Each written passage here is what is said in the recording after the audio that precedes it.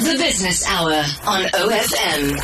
Hi there, it's the OFM Business Hour. Now, employers navigating compliance across health and safety, skills development and labour law can be complex. But it doesn't have to be when you rope in the experts at LabourNet. They're hosting a complimentary compliance workshop on the 17th of March that you definitely do not want to miss. And now we're going to be hearing from our friends at LabourNet. We're joined by Corne van Wyk. She's the transformation manager. And we're looking at preparing for the annual skills submissions. Corne, how are you doing? Well, thanks, and yourself.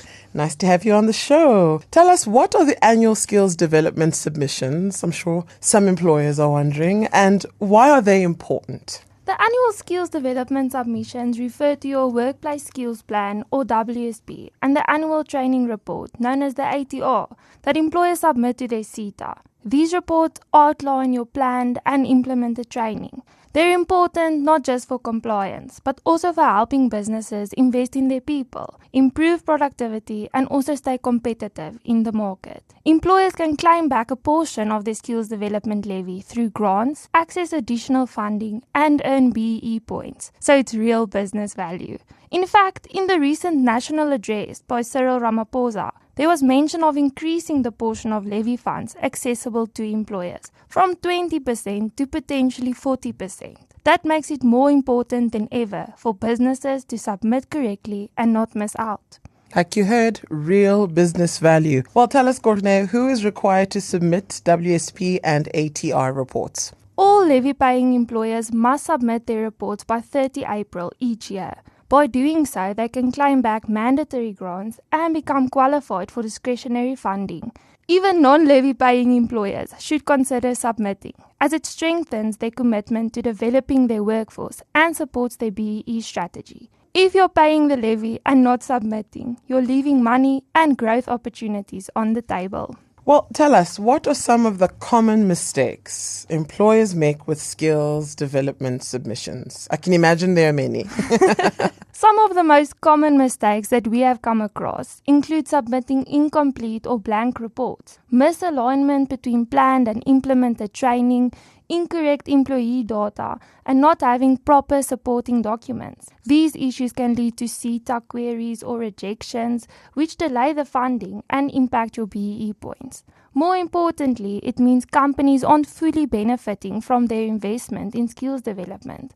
Most mistakes don't just affect compliance, they cost businesses real funding and lost opportunities. Still tuned into the OFM Business Hour. We're joined by Corne van Wyk. She's the transformation manager at LabourNet, and we're discussing preparing for the annual skills submissions. You said the deadline is the 30th of April. Tell us, Corne, how do skills development submissions link to triple BEE compliance? Well, skills development counts towards 20 points with an additional 5 bonus points on your BEE scorecard. Therefore, skills development is a key part of the scorecard, and the WSP and ATR support the points a company wants to claim. The training reported in these submissions must align with what is presented during BEE verification. If there are gaps or inaccuracies, companies risk losing those points. On the other hand, when done correctly, skills development not only boosts your scorecard, but also allows you to access funding through CETAs.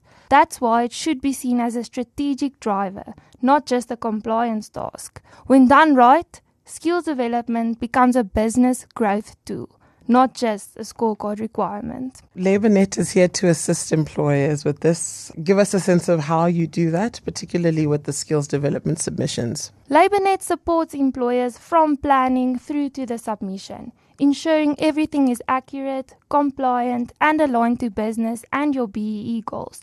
Ultimately, we take the complexity out of the process so employers can focus on growing their people and their business. We also invite employers to join our complimentary compliance workshop covering skills development, health and safety and labour law on the 17th of March in Bloemfontein. This will be a practical session designed to help businesses get this right and unlock the full value of compliance. Getting compliance right is easier with the right support.